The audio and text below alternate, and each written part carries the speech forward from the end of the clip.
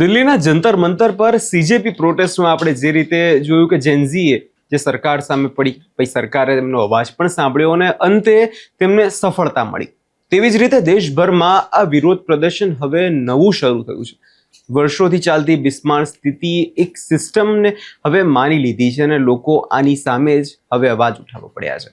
Gen Z protest બાદ હવે વધુ એક જનરેશને ખરાબ સિસ્ટમ પર સવાલો ઉઠાવ્યા છે અને વિરોધનો મોરચો માંડ્યો છે. પરંતુ આ બધાની વચ્ચે હવે ગુજરાતના જે જિલ્લા કલેક્ટર અર્પિત સાગરે છે તે શાળાઓ અને શૈક્ષણિક સંસ્થાઓની ઓચિંતી મુલાકાતે પહોંચ્યા છે. શું છે આ બંને મામલો, તેના વિશે વિગતે ચર્ચા કરીશું. નમસ્કાર, આપ જોઈ રહ્યા છો નિર્ભય ન્યૂઝ. હું છું આપની સાથે પ્રથમ મોદી. દેશભરમાં શાળાઓની જે હાલત છે તે અત્યંત ચિંતાજનક છે. શિક્ષકોની અછત છે, ખરાબ રોડને લઈ હવે જેનઝી જે જનરેશન છે, જેન આલ્ફા, તે હવે મેદાને આવી છે. વાત કરું તો રાજસ્થાન, મધ્યપ્રદેશ અને લખનૌમાં 10 થી 15 વર્ષના સ્કૂલ યુનિફોર્મ પહેરેલા બાળકો પીઠ પર બેગ લટકાવીને હવે રસ્તાની વચ્ચે સૂત્રોચ્ચાર કરી રહ્યા છે. તેમને થતું હશે કે જેન આલ્ફા એટલે શું? તો જણાવી દઉં કે વર્ષ 2010 પછી જન્મેલી નવી પેઢીને જનરેશન આલ્ફા કહેવામાં આવે છે. હવે અન્યાય અને સિસ્ટમની બેદરકારી સામે હવે આ જનરેશન શાંતિથી બેસવાના મૂડમાં નથી અને જેનઝી પછી હવે જેન આલ્ફાએ હવે મોરચો સંભાળી લીધો છે. અને આના પડઘા ગુજરાતમાં ના પડે એ માટે વહીવટી તંત્ર અત્યારથી જ એક્ટિવ જોવા મળી રહ્યું છે. આવું અત્યારે એટલે કહેવું પડ્યું કેમ કે મહીસાગરમાં આજે ફૂડ સેફટી, આરોગ્ય, શિક્ષણ અને ડીએસઓની સંયુક્ત ટીમે વિશેષ ચેકિંગ હાથ ધરી હતી. ખાનગી અને સરકારી શાળાઓની તેમજ આંગણવાડીઓમાં બાળકોને અપાતા ભોજન, પીવાનું પાણી અને જે સ્વચ્છતાની જે ઝીણવટભરી તપાસ જે છે આ મામલે કરવામાં આવી હતી.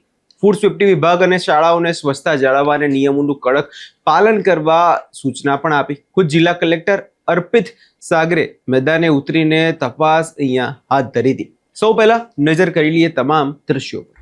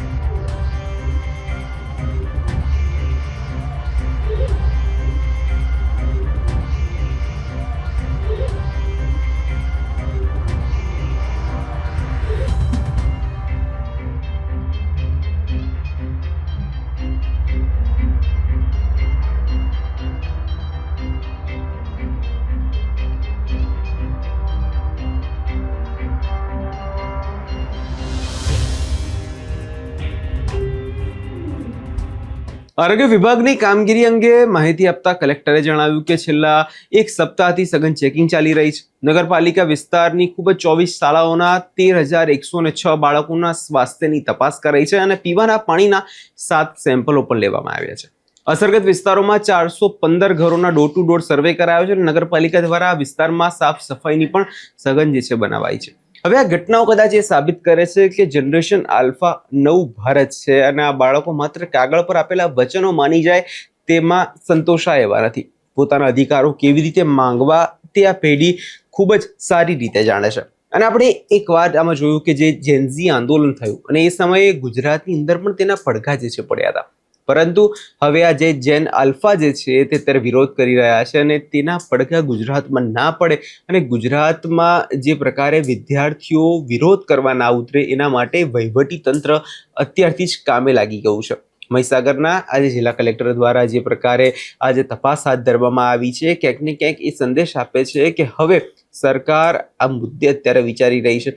સરકાર ગુજરાતની અંદર વધુ એક આંદોલન જે કદાચ હવે ખમી શકે એમ નથી કેમ કે હવે આગામી સમયમાં ચૂંટણી આવવાની છે અને એમાં વર્ગખંડોમાં જે યોગ્ય શિક્ષણ અને છાત્રાલયની જે મૂળભૂત સુવિધાઓ છે તે ના મળે તો આ શું કામનું?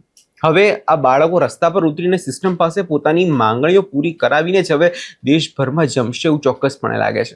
હવે આ વિષયના લઈને તમારો શું અભિપ્રાય છે અમને કમેન્ટ બોક્સમાં ચોક્કસથી આપજો અને અમારી ચેનલ નિર્ભય ન્યૂઝને લાઇક, શેર અને સબસ્ક્રાઇબ કરવાનું ભૂલશો નહીં.